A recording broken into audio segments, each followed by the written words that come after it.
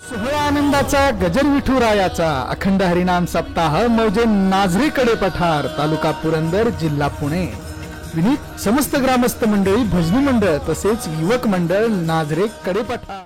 पायलीभर मुरमुरे काहीच होत नाही, लगेच भूक लागते. त्यापेक्षा 4-2 काजू बदाम खाल्ले तर ते आपल्याला पोषक पण असतात ना, काय त्याच्यात नाही का, काय थोडं तरी फार बी ताण दिला असं नाहीये, पण थोडी बैठक आहे का. कर्तृत्व फार महत्वाचं असतं. मग आपल्या जीवनातलं कर्तृत्व जेव्हा आपण समाजासमोर मांडतो, समाज ते उचलून धरतो, इथपर्यंत जरी खरं असलं तरी दुसरी एक बाजू अशी आहे की कर्तृत्व आपण स्वतः मांडावं का न मांडावं. मी जर एखादं काम केलं असेल, तुम्ही मला प्रामाणिकपणे सांगा, मी एखादं कार्य समाजाच्या हिताचं केलं असेल तर समाजाने त्याचं कौतुक करावं का मीच माझ्या पैशात बॅनर लावावे. सांगा ना. समाजाने त्याचं कर्तृत्व करावं, मी माझ्या स्वमुखाने ते कर्तृत्व मांडू नये. आणि तशी वेळ जर माझ्यावर आली तर खरं सांगायचं माझं कर्तृत्व अत्यंत हलकट दर्जाचं आहे असं म्हणावं लागेल. व्यापक कर्तृत्व स्वतःहून मांडायची आवश्यकता पडत नाही. संत महात्म्यांचं जीवन इतकं व्यापक आहे, त्यांना स्वतः सांगायची कधी गरज पडली नाही. चंद्र सूर्य असेपर्यंत त्यांच्या कर्तृत्वाचा सुगंध या महाराष्ट्राला काय, पण महाराष्ट्राच्या बाहेर जातोच आहे. असं असताना जगद्गुरु तुकोबाराय स्वतःहून आपलं कर्तृत्व मांडतात. याचा अर्थ तुकोबारायांना काही त्याच्यातून प्रसिद्धीची अपेक्षा आहे असं नाही.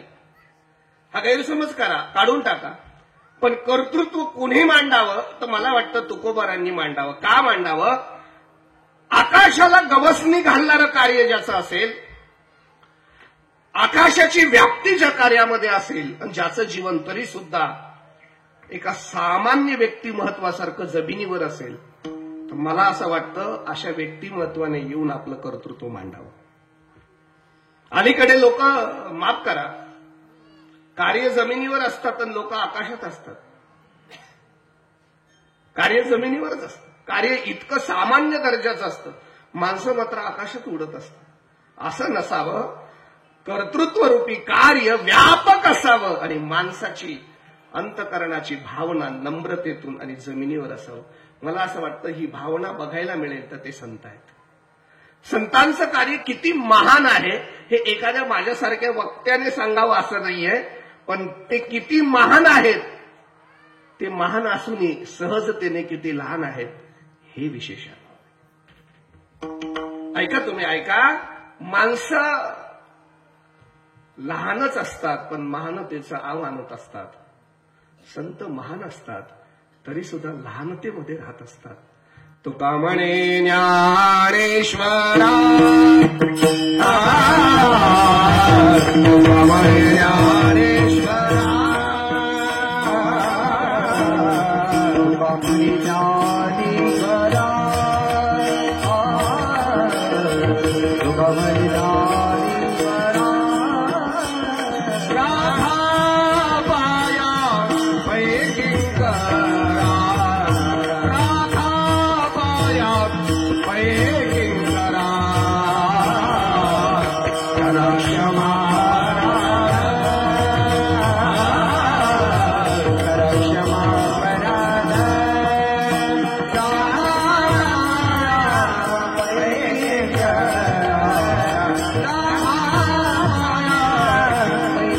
करा, नम्रता आहे ना, तुका म्हणे ज्ञानेश्वरा, राधा पाया पैकी करा. ही नम्रता दांभिक नाही, ही अंतकरणाची नम्रता आहे. ज्ञानोबारायांनी एखाद्या विशेष साधकाला तुकोबारायांकडे पाठवावं आणि तुकोबारायांना ते स्वतःकडे मोठेपण न घेता ज्ञानोबारायांना मोठं बनावं. खरं सांगू का, 2 भाव याच्यातले सांगतो. वारकरी संप्रदायाची खरी परंपराच ही आहे की स्वतःला मोठं न म्हणता दुसऱ्याला मोठं म्हणायचं. दुसरा भाव आहे की आपण किती महान कार्य जरी करत असलं तरी मोठेपण स्वतःकडे नाही घ्यायचं. हेच वारकरी संप्रदायाने आपल्याला शिकवलं. ही अंतकरणाची नम्रता आहे. नम्रतेचं दांभिक प्रदर्शन फार बघायला मिळतं. मला आता त्याच्यात वेळ घालवायचा नाहीये. फार नम्रतेचं प्रदर्शन बघायला मिळतं. अशी कितीतरी उदाहरणं सांगेन मी. माझंच सांगतो ना. कीर्तनानंतर नम्रतेचं प्रदर्शन असतं, मला काहीच येत नाही, थोडीशी सेवा करण्याचा प्रयत्न केला, माऊली कृपेने थोडंसं झालं, चांगलं असेल ते आपण श्रवण करून घेतलं. ही जी कीर्तनानंतरची नम्रता आहे ना, हे सुद्धा प्रदर्शन आहे. कारण आता लगेच आभार मानणाऱ्याने माझं कौतुक करावं हीच याच्या मागची अपेक्षा आहे. सत्य आहे पण कटू आहे. अंतःकरणाची नम्रता. श्रेयवादी माणसा होता आपण, काम थोडंसं केलं की श्रेय घेतो, पण श्रेय न घेणं ही वारकरी संप्रदायाची परंपरा आहे. कितीतरी प्रमाण देता येतील आपल्याला, पाठातले प्रमाण आहेत बघा ना. हो हो, महाराज म्हणतात मला कसलंच मोठे पण नको. हो, पायीची वाहन माझा पावर आहे, पाय मोर पार,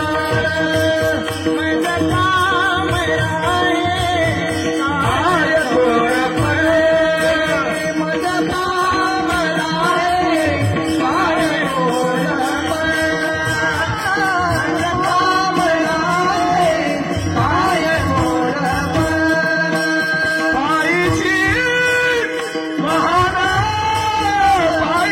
वारी, पायी वारी, माझा पावर आहे, पाय मोर पार, माझा पावर आहे, पाय मोर, माझा पावर आहे, पाय मोर पार, माझा पावर आहे, पाय मोर पार. माझ्याकडे थोरपण नको, ही अंतःकरणाची नम्रता. माझा एक भाव संपवतोय मी, पुढे पुढच्या एका भावाला स्पर्श करतोय. एक पहिला भाव आपण समजून घ्या की माणसं बाहेरून वाकलेल्यापेक्षा आतून वाकलेले असतील तर त्यांनी समाजात आपलं कर्तृत्व सांगावं, असाच याच्यातला भाव आहे. आतून वाकले पाहिजे माणसं, बाहेरून वाकून फायदा नाही, आतले वाकले पाहिजे.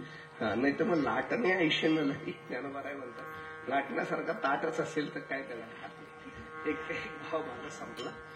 अजून कर्तृत्व कोणी सांगावं, संसारी माणसाने सांगावं का ब्रह्मचारी माणसाने सांगावं? म्हणजे संसारी माणसाने कर्तृत्व सांगावं का? तर मी म्हणतो संसारी माणसाने कर्तृत्व सांगू नये. का सांगू नये? संसारामध्ये आपलं जीवन विचित्र आहे, सूत्रात नाहीये, नाही का? आणि सूत्रात जीवन नसेल त्याला बोलण्याचा कुठलाच अधिकार नाही. संसारी माणसाने कसं असावं याच्यासाठी एक छोटासा भाव सहज सांगतो मी.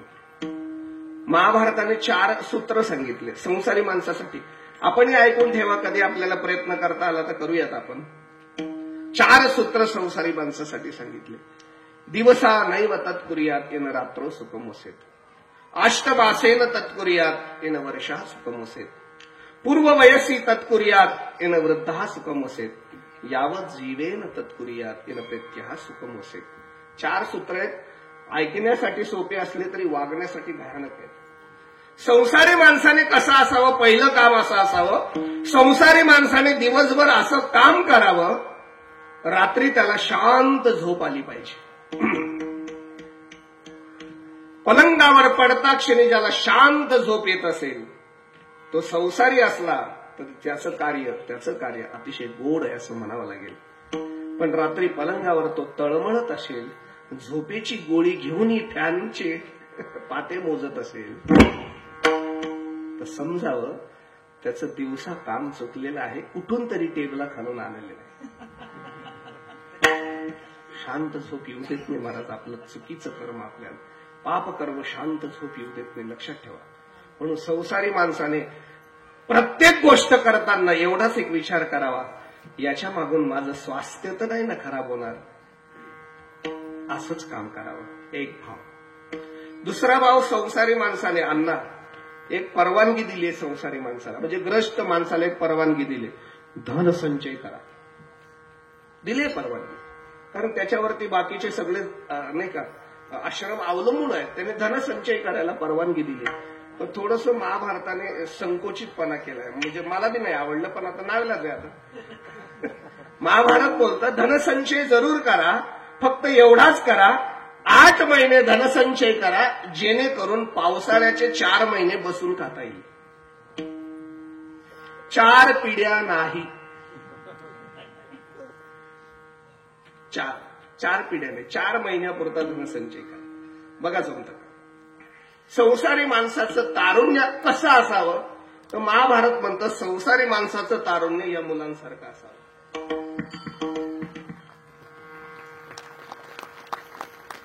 जर तारुण्य ह्या मुलांसारखं असलं, पूर्व आयुष्य जर या मुलांसारखं असलं, तर या मुलांचा बॉन्ड पेपर लिहून देतो, यांचं वृद्धपण कधीही दुःखात जाणार नाही. असं महाभारत. कारण परमार्थ हा तारुण्यात करायचा आहे.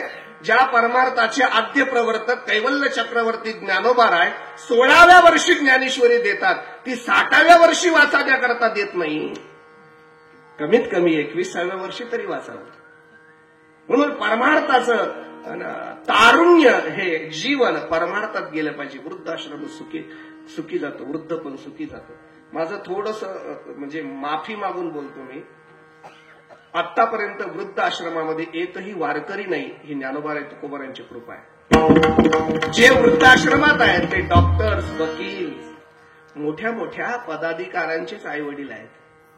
खरं सांगू का, मुलाला किती मोठं करायचं त्याच्यापेक्षा मुलाचं मन लहानपणीच इतकं मोठं करा की वृद्धपण आपलं तिथं जाणार नाही. म्हणून तारुण्य आपण परमार्थाचं. आणि चौथा मुद्दा सांगतोय, कोणताच जन्म तुम्हाला मोक्ष देणारा नाहीये. फक्त मानवी जीवन, मानवी जन्म जर मोक्ष देणारा असेल तर हा मानवी देह मिळाला आहे ना, जगणंही आपल्या हातात नाही, मरणंही आपल्या हातात नाही. एक गोष्ट अशी आपल्या हातात आहे, जन्मल्यापासून मरेपर्यंत माणूस म्हणून जगणं आपल्या हातात आहे. माणूस म्हणून जगणं म्हणजे नेमकं काय? संत वाङ्मयाचा अभ्यास करत करत संत वाङ्मयाच्या आचरणाने आपलं जीवन जगा. आपल्या जीवनामध्ये परमार्थ करा, जेणेकरून पुन्हा वेगळा जन्म घेण्याची गरज पडू नये. मरताक्षणी मोक्ष मिळेल. असं संसारी जीवन असेल तर त्याने छाती ठोकावी, कंबर बांधावं आणि आपलं कर्तृत्व समाजाला सांगावं. विठ्ठल विठ्ठल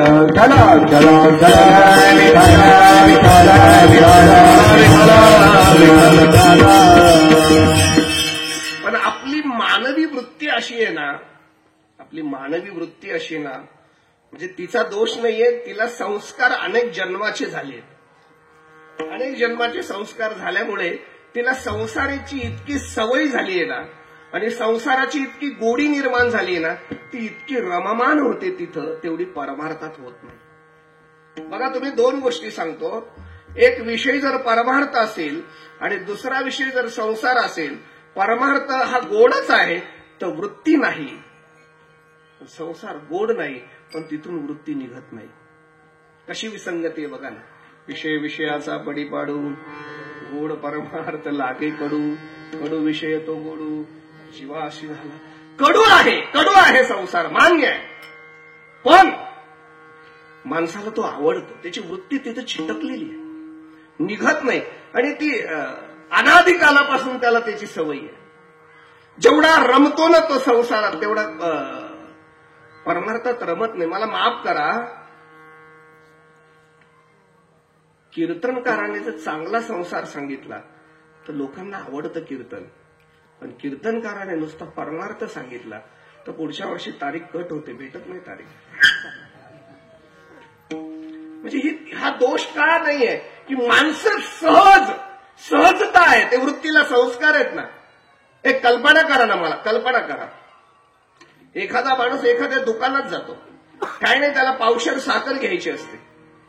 तो साखर घ्यायला जातो, पण त्यावेळेस दुकानदाराला भरणा करायचा असतं म्हणून तो पैसे मोजत असतो. या पैसा मोजण्याशी या ग्राहकाचा काही संबंध नाही, पण ते पैसे मोजणे बघताना एवढा त्याला आनंद होतो की साखर घेणं विसरतो आणि ते बघत राहतो. दुकानदार मोजतो हा आनंद घेतो. म्हणजे याची वृत्ती इतकी तिथं रमते बघा ना. हाच माणूस सकाळी ज्ञानेश्वरी वाचू द्या, 4 वेळा बायकोवर धावून जातो, 5 वेळा नातवावर धावून जातो, नाही का की स्वभावतः तो तिथं रमत नाही. आणि म्हणून माझे तुकोबाराय तर म्हणतात, ते दे माझी हरी वृत्ती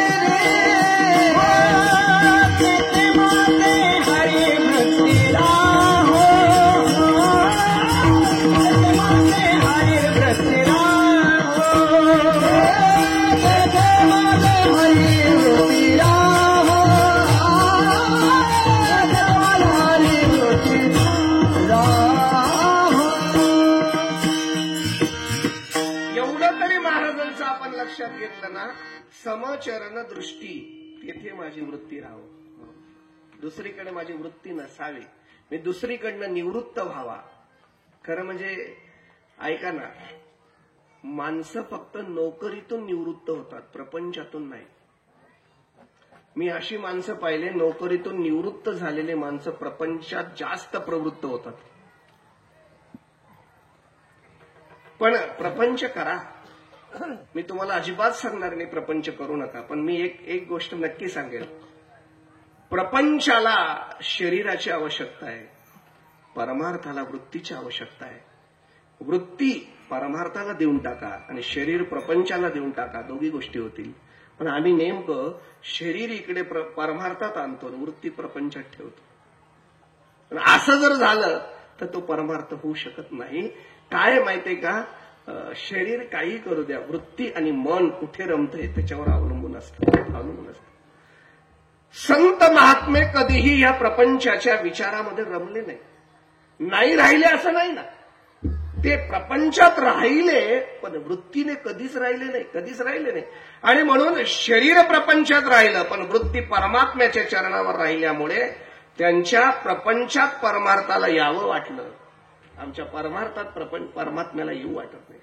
कधीतरी अण्णा असा पण विचार केला पाहिजे आपण, प्रपंच करणाऱ्या नाथ महाराजांच्या प्रपंचात 36 वर्ष देवाला येऊन राहावं वाटतं, तो प्रपंच कसा असेल? साधा 2 तासाच्या माझ्या कीर्तनात देवाला यावं वाटत नसेल आणि जगद्गुरु तुकोबारायांच्या धर्मपत्नीला काटा मोडला तर पळत येऊन तो काटा काढावा वाटत असेल, कसा असेल प्रपंच? कधीतरी विचार करावा लागेल. आम्हाला तो कधी स्वप्नात सुद्धा यायला तयार नाहीये, पण तो तिथं चिखल तुडवायला तयार आहे, तिथं निंदायला तयार आहे, खुरपायला तयार आहे, शेती करायला तयार आहे, बाळांपण करायला तयार आहे, सगळीच कामं करायला तयार आहे.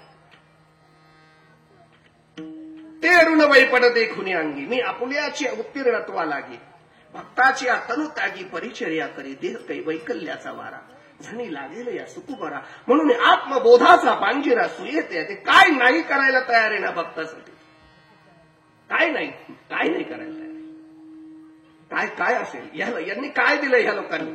नाही खरं सांगा, तुकोबारायांनी किती म्हणजे मंदिराला देणगी दिली पंढरपूरच्या देवाला? वृत्ती दिली. माझा राग येईल तुम्हाला, मी माफी मागून बोलतो. मी तर असं म्हणतो, एकदा माणूस जीवनात आंधळा होऊन जावा, ही दृष्टीच राहू नये माणसाला, आंधळा होऊन जावा. मी काय तुम्हाला म्हणजे असं चुकीचं सांगत नाही, आंधळा व्हायलाच पाहिजे. पण खरं सांगू का, प्रपंचाच्या वृत्तीने आंधळा झाला पाहिजे. नाही तुकोबारायांसारखा आंधळा झाला पाहिजे. सहज मी आंधळा निराकार बनते,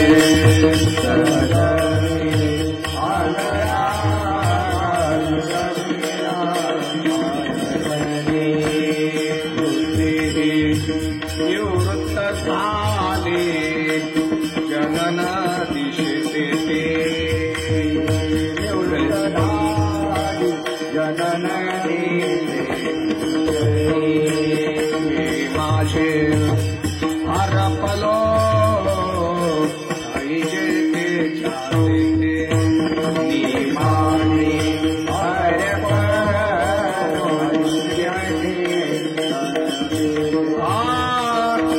दृश्यतेची झाले नाही दृश्य जे होते,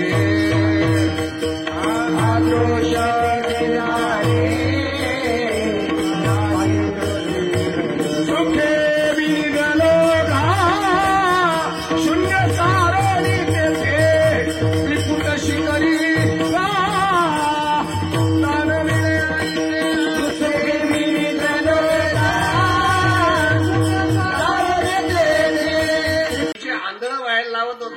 चर्मचक्षुने नाही म्हणत मी, वृत्तीने आंधळा झाला पाहिजे. महाराज म्हणतात सहज मी आंधळा गा निज निराकार पंथे.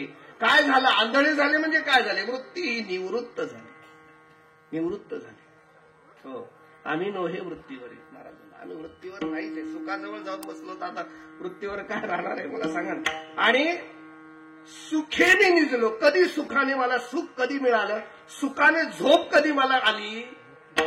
सुखाने झोप तेव्हाच आली, इकडे मी शून्य सारला. मला नाही हे शून्यच वाटलं. अज्ञाभिलाषितम शून्यम ज्ञान कर्मादि अनावृतन कुलेन प्रश्नानुकीलनम अनुशीलनम भक्ती ही उत्तमः. उत्तम भक्ती केली म्हणजे काय केलं? मला तो कृष्ण परमात्मा सोडून बाकी शून्यच वाटलं. मग जर शून्यच वाटत असेल, शून्य सारूनच मी झोपलो असेल, नाहीच आहे तो प्रपंच, मग आहे काय न काय, आम्ही त्याच्यावर शून्यच घातला. अभंगाचं पहिलं संसाराच्या नावे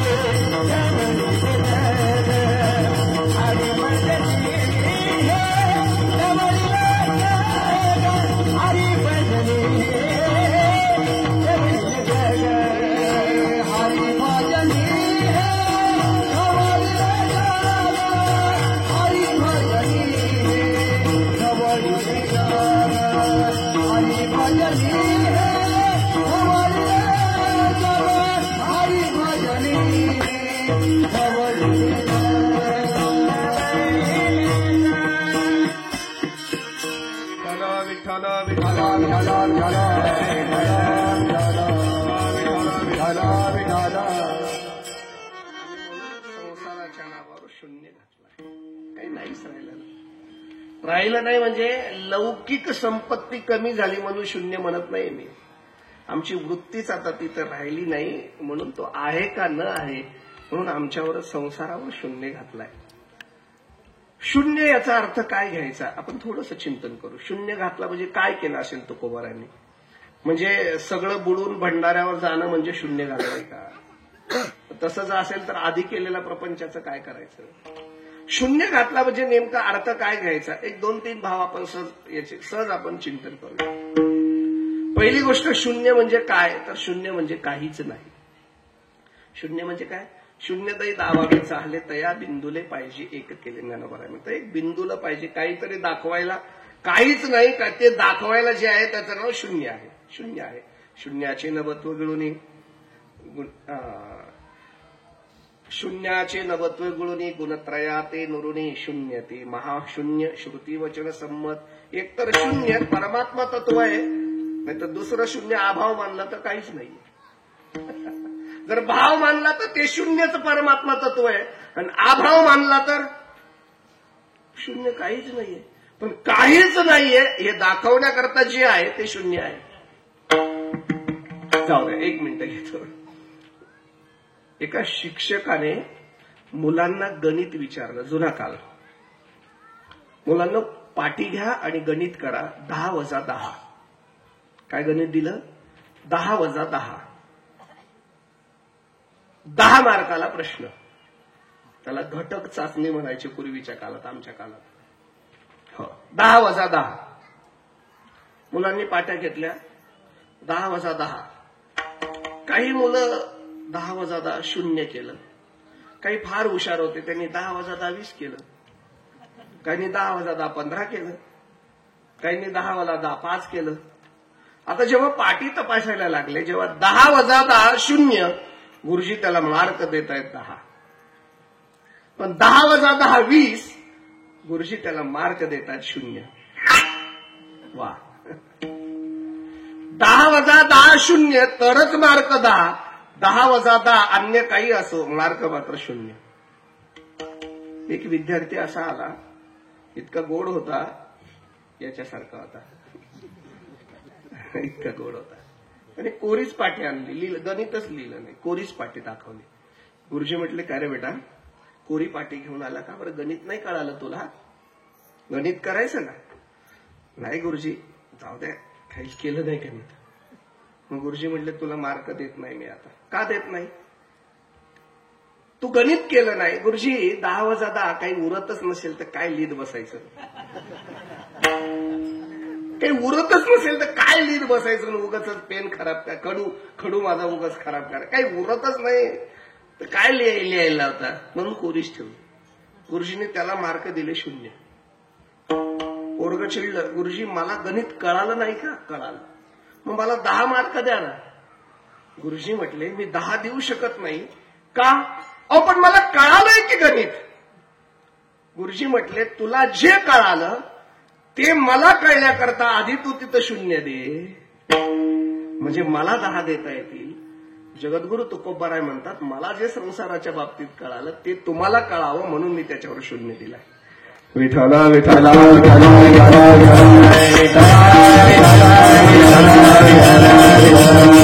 शून्य दिलाय म्हणजे काय केलंय? ऐका, मी 4 विकल्प सांगतो. चला, याच्यावर कीर्तन म्हणजे थांबलं तरी काही वावगं नाही. अभंग असा गाभा कळावा. अभंग एक लक्षात घ्या, अभंग सोडवणं ही आपली भूमिका नसते. अभंग आपल्याला सोडवत असतो. हो, 4 भाव मला सांगावेसे वाटतं. शून्याचा अर्थ काय? तर 0 म्हणजे अभाव. शून्याचा अर्थ काय? तर 0 म्हणजे भाव. शून्याचा अर्थ काय? तर 0 म्हणजे किंमत कमी करणं. आणि शून्याचा अर्थ काय? तर 0 म्हणजेच किंमत वाढवणं. मग 4 वेळा 0 जर घातला तर महाराजांनी संसाराला अभाव मानलं म्हणजे 0 घातला. महाराजांनी संसारालाच भाव मानलं म्हणजे 0 घातला. महाराजांनी संसाराची किंमत कमी केली म्हणजे 0 घातला. आणि महाराजांनी संसाराचीच किंमत वाढवली म्हणजे 0 घातला. मी म्हणाल तर विस्तारी करतो थोडं वेळ. आता 0 म्हणजे जर अभाव असेल तर संसाराला अभाव माना. का अभाव माना? नाहीच आहे तर त्याला कशाला घेता तुम्ही सत्यत्वाने? खरं सांगा. मी तुम्हाला प्रामाणिकपणाने सांगतो, संसारातली एक शाश्वत टिकणारी वस्तू मला सांगा जी खरी आहे. संसारातली एक वस्तू मला सांगा जी खरी आहे. सांगा. कोण म्हटलं मागे बायको खरी? बायको खरी असती तर कोरोनात गेली नसती. खरी नाही. पती खरा असता तर तो गेला नसता. मुलगा खरा असता तर तो गेला नसता. नाही, पैसा खरा असला तर तो गेला नसता. एक सांगू का? हे सगळंच खोट आहे. हे सगळंच खोट आहे. प्रपंच एक झाला होता, हे तो स्वरूपी मिथ्या वार्ता. पुढे होईल मागुता कदा कल्पांती घडेना. नाथ महाराज म्हणतात, नाही, उगाच सोंग करू नका. जे सगळंच खोट आहे नाही त्याला का खरं म्हणतात? ज्ञानोबा दृष्टांत देतात. गंधर्व दुर्ग काय पाडावे, शशविषाण काय मोडावे, होवावे मग तोडावे खपुष्प, वांजेची आले का कैशी जन्मपत्रिका, के नभी निळभूमिका के कल्पू. मला एक सांगा, काही वांजेचे पोरं एकत्र आले. कोण? वांजेचे पोरं एकत्र आले. ते म्हणले, वारकरी संप्रदायातच एवढ्या संघटना निघतात, आपण एखादी काढलेली काय हरकत आहे? आणि मग त्यांनी संघटना काढायचं ठरवलं. कोणी वांजेच्या पोरात अधिवेशन ठेवलं पुण्याला. तातडीची कोर कमिटीची बैठक झाली. ते म्हणले बघा अधिवेशन मोठं होणार आहे, उन्हाळा सुरू झालाय, आता ऊन वाढलंय 4 दिवसात, म्हणून मंडपाची व्यवस्था करावी लागेल. एक म्हणले बघा आपलं कधीतरी एवढं मोठं कार्य घडतंय, मंडपाची जबाबदारी माझ्यावर द्या, मी सशाच्या शिंगात मंडप उभा करतो. पाहत राहतील सगळी मीडिया. कशात एक म्हणले जेवणाचं काय करायचं, प्रसाद झाला पाहिजे सगळ्यांना. ते म्हणले जेवणाचं काम आपल्याकडे द्या, काशवीच्या तुपात प्रसाद बनवतो. कशात हो. ते म्हणले अरे पण वाढायची अडचण होईल ना, गर्दी फार होणार आहे, वाढायचं काय. एक म्हणले अरे आजच्या दिवस सगळ्या वांजेच्या सुना बोलवा, वाढतील आजच्या दिवस, काय फरक पडणार आहे. कोण तुम्ही आहेत ना जागे, याच्यातलं काय खरं सांगा बरं मला. काय खरं सशाचं शिंग खरंय का, काशवीचं तूप खरंय का, सांगा ना खरंय का, वांजेच्या सुना खऱ्या आहेत का, मग त्याची जन्मपत्रिका खरी नाही ना. हे जसं खोटं आहे तसं माझं आहे का, प्रपंच खोटाच आहे. काहीच खरं नाही याच्यातलं, काहीच खरं नाही. फक्त तुम्हाला खरं वाटतं हा तुम्हाला झालेला भ्रम आहे. तुम्हाला नाही, मला एक सांगा, स्वप्नामध्ये एखाद्या राजसुंदरी बरोबर विवाह होणं म्हणजे काय पोरं होतील का. ते स्वप्नच आहे, जाग आली की संपला विषय. तसं प्रपंच एक स्वप्न आहे, एवढं विसरू नका तुम्ही. अविद्येच्या निधा विश्वस्वप्नाचा हा वांदा भोगित होता प्रबुद्ध अनादि जो, ते महावाक्याची निनावे गुरुकृपेचे निधावे, माता हात ठेविला नोवे थापटीला जैसा, ऐका तैशी विश्वस्वप्नेशी माया, निज सांडोनी धनंजया, सहसा चैला द्वयानंदपणे. जो 18वा अध्याय काय बोलतो बघा, ही माया आहे. हो, लटिका व्यवहार सर्व हा संसार, लटिका व्यवहार सर्व हा संसार, लटिका व्यवहार सर्व हा संसार, लटिका व्यवहार सर्व हा संसार. माया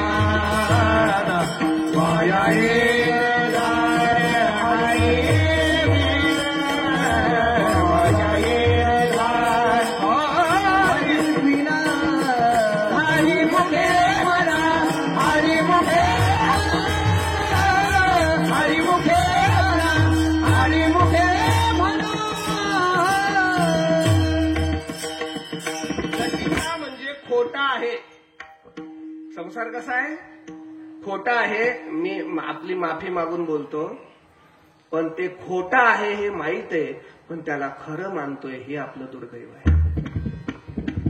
हो, एक वेदांताच्या भाषेत एक वाक्य उच्चारतो, असत्य पदार्थाची जाणीव सत्यत्वाने अंतकरणामध्ये करून बसणं म्हणजे जन्मोजन्मी संसाराचं दुःख भोगणं.